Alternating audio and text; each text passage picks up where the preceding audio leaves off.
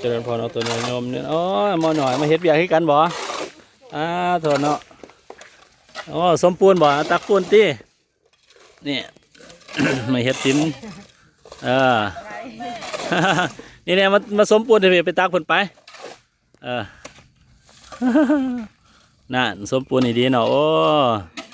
ก็จะคูดออกเลยคูดเข้าดูเลยอย่าเช็ดซอยยุ่งเข้า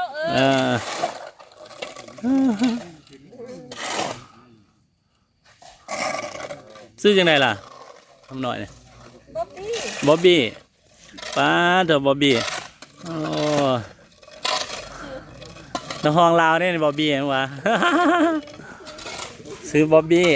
ลูกครึ่งวะบ๊อบบี้ฮะ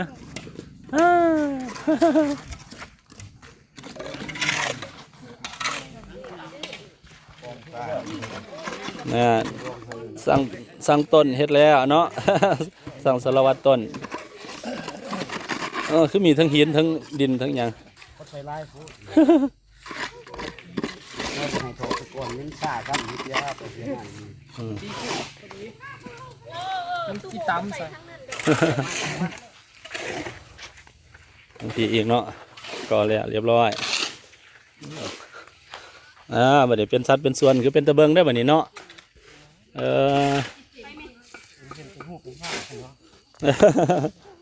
นี่